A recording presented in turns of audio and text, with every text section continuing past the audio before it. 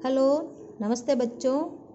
आज हम पर्यावरण अध्ययन के पाठ 1 रिश्तों की समझ के बारे में पढ़ेंगे। इस पूरे पैराग्राफ में आपको भी बताती हूँ एक बार कि इसमें संजना और सलमा नाम की दो जो छात्राएं हैं वो स्कूल में साथ साथ पढ़ती हैं, उनकी पूरी बातचीत को यहाँ दर्शाया गया है। तो चलिए अब हम पाठ पढ़ते हैं। संजना और सलमा स्कूल में साथ साथ पढ़ते हैं। संजना व सलमा नाम की जो छात्राएं हैं वो विद्यालय में साथ साथ पढ़ती हैं। संजना एक दिन बहुत उदास थी, यानी संजना एक दिन बहुत उदास यानी दुखी थी। तो सलमा ने उससे पूछा, आज तुम इतनी उदास क्यों हो? तो संजना की हालत स्थिति देखकर सलमा ने प्रश्न किया कि आज तुम इतनी उदास यानी दुखी क्यों हो?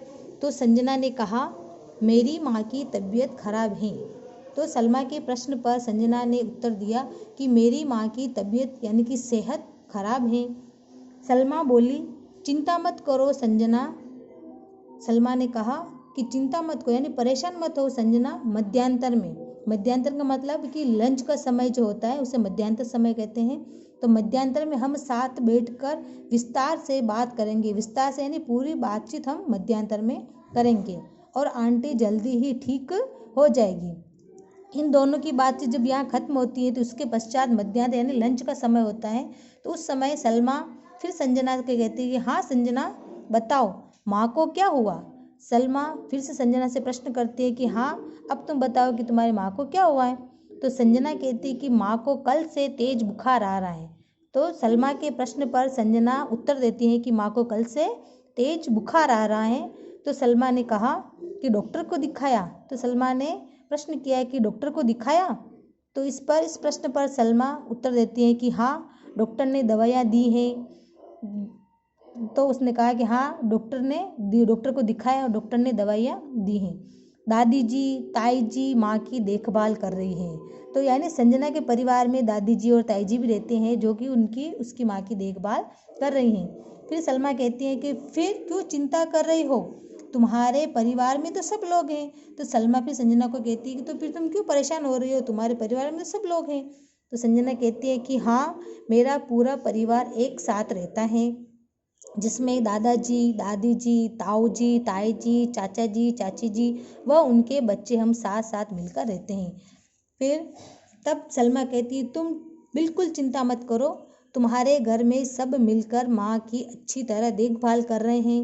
देखना 1-2 दिन में ठीक हो जाएगी और मेरे घर में तो केवल मेरी माँ पिताजी और छोटी बहन है।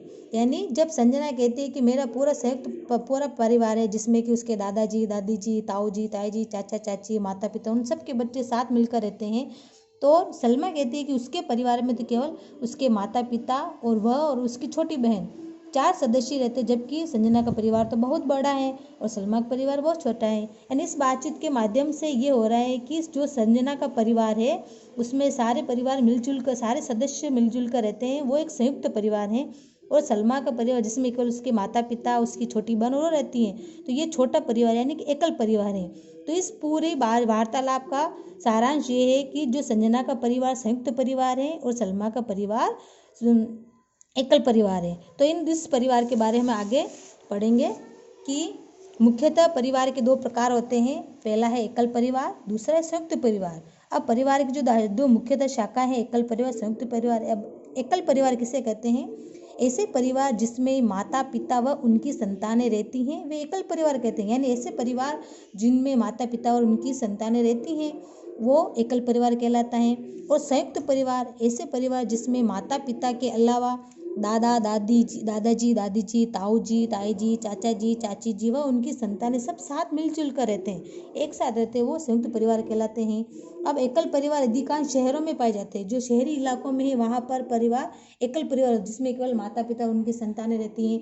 वो संयुक्त परिवार अधिकांशतः गाँवों में होते हैं, जहाँ पर सारे परिवार के सदस्य मिलजुल कर एक ही परिवार में रहते हैं, एक ही घर में रहते हैं, वो संयुक्त परिवार कहलाते हैं। तो इस पूरी वार्तालाप का सारांश ये है कि इसमें परिवार के 2 मुख्य प्रकार हैं, एकल परिवार संयुक्त परिवार। तो इन दोनों की डेफिनेशन परिभाषा हमने पढ़ी है कि एकल परिवार किसे कहते हैं, संयुक्त परिवार किसे कहते हैं।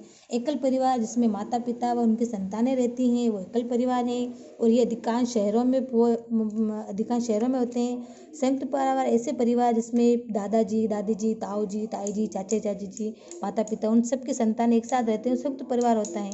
अब इस पूरी वार्तालाप में कुछ कठिन शब्द आए थे, जैसे कि उदास का अर्थ होता है दुखी। इसके बाद है तबीयत का अर्थ होता है सेहत, जो शरीर की स्थिति होती है वो सेहत कहलाती है। चिंता, जिसका अर्थ होता है परेशानी या फिक्र होना। मध्यांतर, जो अंतराल का समय होता है मध्यांतर उसे कहते हैं, बीच का समय होता है, या फिर हम विद्यालय का जो समय उसको इंटरवल है वो कहते हैं। फिर विस्तार का अर्थ है कि विस्तृत विवरण यानी पूरी जानकारी, विस्तृत विवरण पूरी जो बातचीत होती है वो विस्तृत विवरण कहलाती है।